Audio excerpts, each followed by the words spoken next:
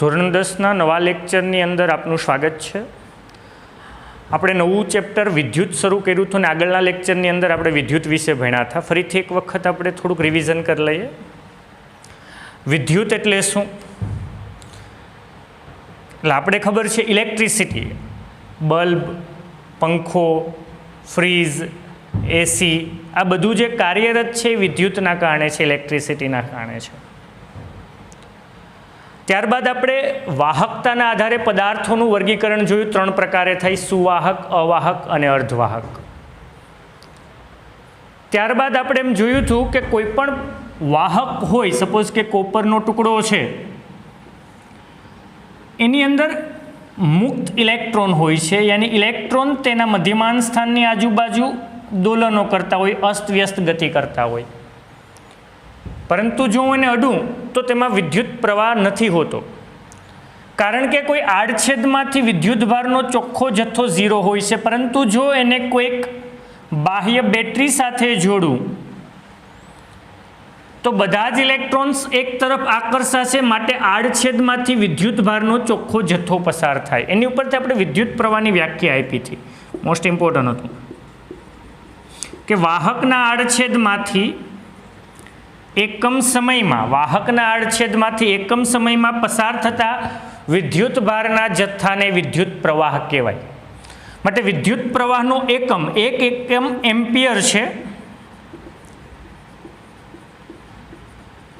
આ ઉપરાંત બીજો એકમ કુલમ પ્રતિ સેકન્ડ છે, જ્યાં વિદ્યુતભારનો એકમ શું છે? કુલમ, જ્યાં Q બરાબર NE તરીકે આપણે એને ઓળખી શકીએ।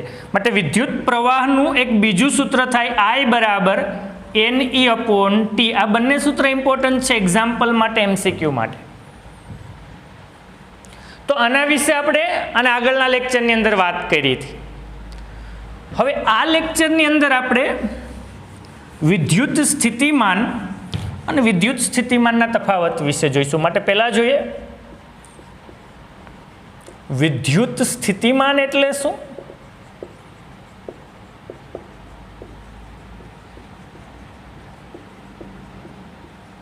તેમનો એકમ લખો।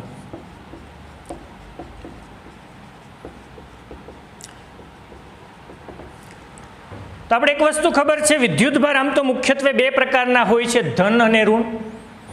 ધન અને ધન કે ઋણ અને ઋણ સજાતીય વિદ્યુતભારો વચ્ચે અપાકર્ષણ થાય, અને વિજાતીય વિદ્યુતભારો ધન અને ઋણ કે ઋણ અને ધન વચ્ચે શું થાય છે? આકર્ષણ થાય છે। માટે વિદ્યુત સ્થિતિમાન એટલે શું? સપોઝ કે હું અહીંયા કોઈક વિદ્યુતભાર લઉં Q પ્લસ Q, તો આ વિદ્યુતભારની આજુબાજુ એની એક અસર પ્રવર્તમાન હોય અને એનું વિદ્યુત ક્ષેત્ર, એ આપણે 12 સાયન્સની અંદર ભણશું। પરંતુ જો હું બીજા કોઈ વિદ્યુતભારને આ બાજુ લાવું, ધન વિદ્યુતભાર જ છે, તો અપાકર્ષણ થાય આના વચ્ચે, તો એ આવવા ન દે।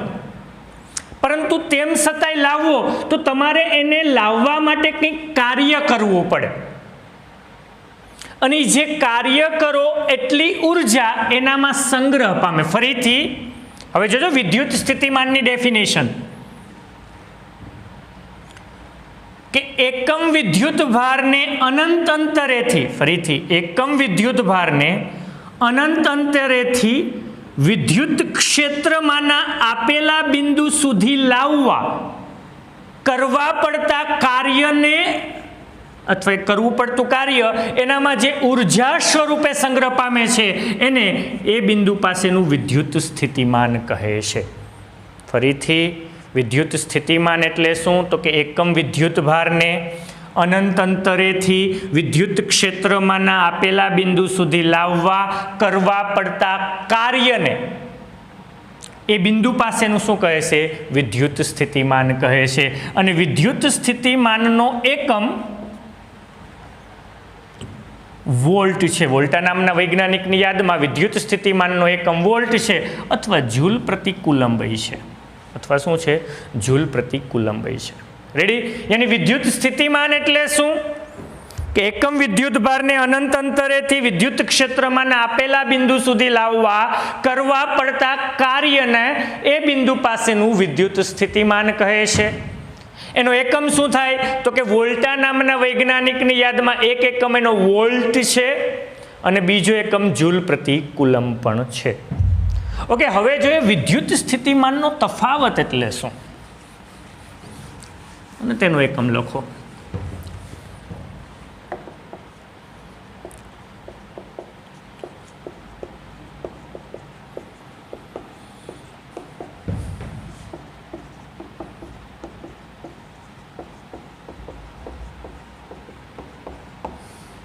તેમનો એકમ લખો.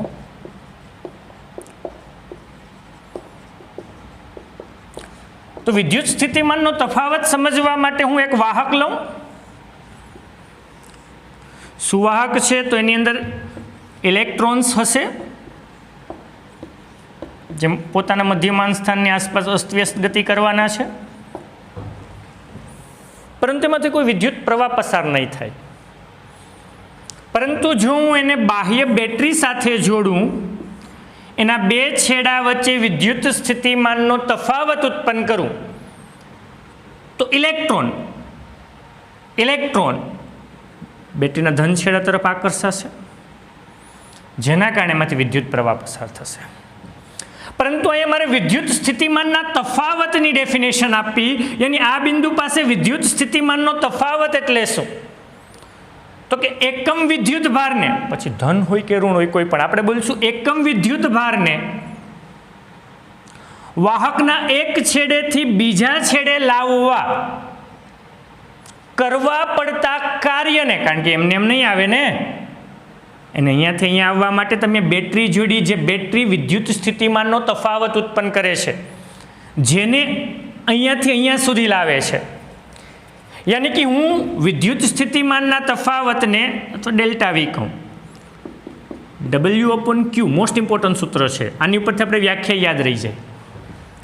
એકમ વિદ્યુત ભારને વાહકના એક છેડાથી બીજા છેડે સુધી લાવવા કરવા પડતા કાર્યને એ બે છેડા વચ્ચેનો વિદ્યુત સ્થિતિમાનનો તફાવત કહે છે. અને આની ઉપરથી એકમ શું થશે? એકમ તો એકમ જૂલ પ્રતિ કુલમ. આનો કાર્યનો જૂલ અને વિદ્યુત ભારનો શું થાય? કુલમ. અથવા એનો બીજો એકમ વોલ્ટ. વોલ્ટા નામના વૈજ્ઞાનિકની યાદમાં એનો બીજો એકમ વોલ્ટ છે, જેને વી વડે દર્શાવું. તો તમે કહેશો કે વિદ્યુત સ્થિતિમાન અને વિદ્યુત સ્થિતિમાનના તફાવત બંનેના એકમ એક સરખા? હા, બંનેના એક સરખા જ છે. રેડી? અધરવાઇઝ હું બીજી રીતે કહું તો કે પાણીનું બીકર ભરેલું છે અને એક બીજું બીકર ભરેલું છે, અહીંયા સુધી ભરેલું છે અને બંને વચ્ચે નળી છે. આ પણ સેમ હાઇટમાં છે બંને. તેમાંથી પાણી કઈ બાજુ જાય? કોઈ બાજુ નહીં, કારણ કે બંને વચ્ચે ઊંચાઈનો કોઈ તફાવત નથી. પરંતુ હવે હું એક બીકરને, એટલે કે હું બી બીકરને થોડોક હાઇટ ઉપર લઈ જાઉં, ઊંચાઈ ઉપર લઈ જાઉં, અને હવે બંને વચ્ચે હું પાઇપ જોડું, તો પાણી ક્યાં જાય? બી થી એ તરફ જાય કે નહીં?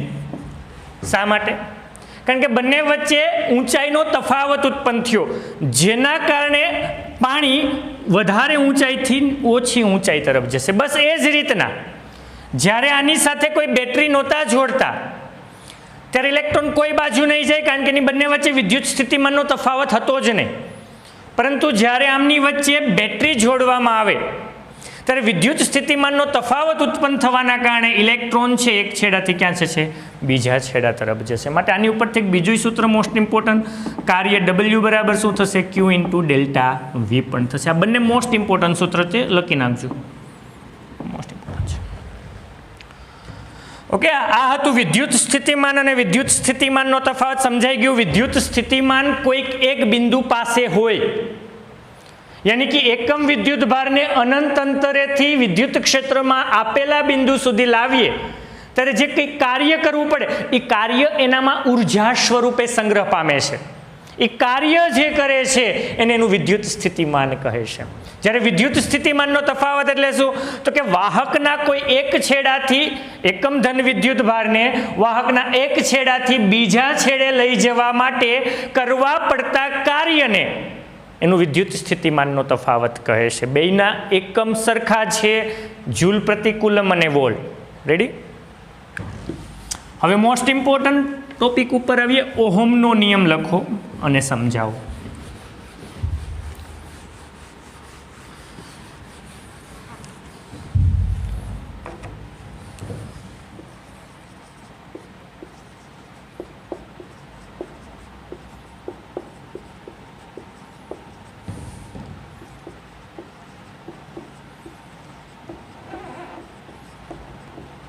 તો જર્મન ભૌતિક શાસ્ત્રી જ્યોર્જ ઓમ નામના વૈજ્ઞાનિકે કીધું કે નિશ્ચિત ભૌતિક પરિસ્થિતિમાં, યાની કે તાપમાન બદલાવાનું નહીં, બીજી કોઈ પરિસ્થિતિ, દબાણ બદલાવાનું નહીં, નિશ્ચિત ભૌતિક પરિસ્થિતિમાં રાખેલા વાહકના બે છેડા વચ્ચે હું બેટરી જોડું તો એમાંથી પસાર થતો વિદ્યુત પ્રવાહ એના બે છેડે લાગુ પડેલા બેટરીના વોલ્ટેજના સમપ્રમાણમાં હોય. પેલી વસ્તુ શું કીધી? જર્મન ભૌતિક શાસ્ત્રી જ્યોર્જ ઓમ નામના વૈજ્ઞાનિકે કીધું કે નિશ્ચિત ભૌતિક પરિસ્થિતિમાં રાખેલા વાહકમાંથી પસાર થતો વિદ્યુત પ્રવાહ એના બે છેડે લાગુ પડેલા વોલ્ટેજના સમપ્રમાણમાં. તો ખબર છે ને કે 2 વોલ્ટની 2 વોલ્ટ આપું તો પ્રવાહ મળે, સપોઝ કે 1 એમ્પિયર. 4 વોલ્ટ આપું તો 2 એમ્પિયર. 6 વોલ્ટ આપું તો 3 એમ્પિયર. કારણ કે વોલ્ટેજ વધારું એમ વિદ્યુત પ્રવાહ વધે અને સમપ્રમાણમાં જ વધે.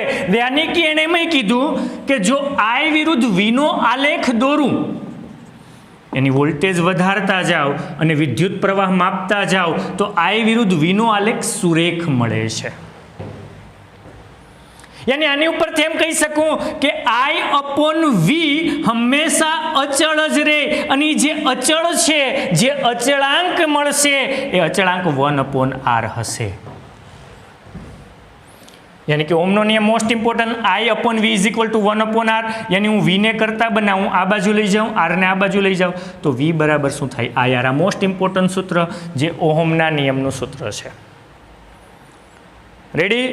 યાની કે ફરીથી જર્મન ભૌતિક શાસ્ત્રી જ્યોર્જ ઓમ નામના વૈજ્ઞાનિકે દર્શાવ્યું કે અચળ તાપમાને કે નિશ્ચિત ભૌતિક પરિસ્થિતિમાં રાખેલા વાહકમાંથી પસાર થતો વિદ્યુત પ્રવાહ એના બે છેડે લાગુ પાડેલા વોલ્ટેજના સમપ્રમાણમાં હોય. યાની વોલ્ટેજ વધારો એમ વિદ્યુત પ્રવાહ વધે પણ એ સમપ્રમાણમાં જ વધે. યાની કે I વિરુદ્ધ V નો આલેખ હંમેશા સુરેખ જ મળે વાહક માટે. યાની કે I/V નો ગુણોત્તર હંમેશા અચળ હોય, એ 1/R જેટલો હોય. માટે ઓમના નિયમનું સૂત્ર મોસ્ટ ઇમ્પોર્ટન્ટ, V બરાબર શું થાય? IR. અને I વિરુદ્ધ V ના આલેખનો ઢાળ હંમેશા 1/R જેટલો હોય. એ આપણે 12 સાયન્સમાં ભણશું. અથવા તેમ કહી શકીએ કે V વિરુદ્ધ I નો આલેખ એ સુરેખ મળે અને V વિરુદ્ધ I ના આલેખનો ઢાળ એ અવરોધ જેટલો હોય. યાની કે ઓમનો નિયમ યાદ રાખવાની એક ટ્રીક છે. વીર યાદ રાખવાનું, વીર યાદ રાખવાનું. યાની V બરાબર શું થાય? તો V ને ઢાંકી દેવાનું. V બરાબર શું થાય? I/R. I બરાબર શું થાય? તો I ને ઢાંકી દેવાનું. તો I બરાબર શું થાય? V ના છેદમાં R. અને R બરાબર શું થાય? તો R ને ઢાંકી દેવાનું. તો V ના છેદમાં શું થાય? R. તો પ્રશ્ન થયો R શું છે? R છે એ અવરોધ છે. દરેક વાહકને કંઈક ને કંઈક પોતાનો અવરોધ હોય. યાની કે આ સુવાહકને પોતાનો કંઈક અવરોધ હોય, જેને ઇંગ્લિશમાં રેઝિસ્ટન્સ કહેવાય, એટલે R વડે દર્શાવવામાં આવે. અને અવરોધનો એકમ ઓહમ છે. ઓહમ નામના વૈજ્ઞાનિકે આપ્યો તો નિયમ, એટલે એના નામની યાદમાં અવરોધનો એકમ શું છે? ઓહમ છે. યાની કે હવે આપણે પરિપથ દોરશું તો આ રીતે દોરશું. તો તમારે સમજી લેવાનું કે આ કોઈક વાહક છે જેનો રેઝિસ્ટન્સ, જેનો અવરોધ R છે અને એને બે છેડે એક બેટરી જોડી 20 વોલ્ટની. તો એમાંથી પસાર થતો વિદ્યુત પ્રવાહ શું હોય? I. તો હંમેશા V બરાબર શું થાય? IR. એને I બરાબર શું થાય? V ના છેદમાં R. અથવા તો એમ કહું કે R બરાબર શું થાય? V ના છેદમાં I. તો આની ઉપરથી પ્રશ્ન પૂછી શકાય. દાખલા તરીકે એમ પૂછું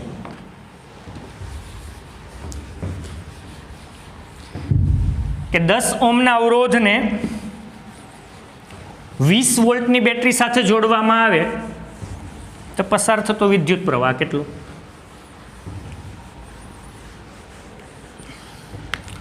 10 ઓહ્મના અવરોધને 20 વોલ્ટની બેટરી સાથે જોડવામાં, એટલે આર કેટલા? 10 ઓહ્મ. કેટલા વોલ્ટની? 20 વોલ્ટની બેટરી સાથે જોડ્યા. તમારે મેળવવાનું શું છે? વિદ્યુત પ્રવાહ. તો ઓહ્મનો નિયમ યાદ રાખવાનો વીર. તો મેળવવું આઈ. તો આઈ બરાબર શું થશે? વીના છેદમાં આર. વી કેટલા? 20. અવરોધ કેટલો? 10. 0 0 ગયા તો વિદ્યુત પ્રવાહ કેટલો થશે? 2 એમ્પિયર થશે. યાની હું એમ કહું કે કોઈ એક વાહક છે, એને 8 વોલ્ટની બેટરી જોડતા પસાર થતો વિદ્યુત પ્રવાહ, 8 વોલ્ટની બેટરી જોડતા પસાર થતો વિદ્યુત પ્રવાહ 4 એમ્પિયર હોય તો એ વાહકનો અવરોધ મેળવવો. શું મેળવવો? અવરોધ. તો ઓહ્મનો નિયમ તો યાદ જ છે, વી બરાબર આર. આપણે આર મેળવવા તો આર બરાબર શું થાય? વીના છેદમાં આઈ. વી કેટલા? 8. પ્રવાહ કેટલો? 4 એમ્પિયર. 4 દુ 8. તો રેઝિસ્ટન્સ, એનો અવરોધ કેટલો થશે? 2 ઓહ્મ. તો આ રીતના કોઈ પણ એક્ઝામ્પલ્સ કરી શકીએ. તો આજે એટલું જ રાખશું.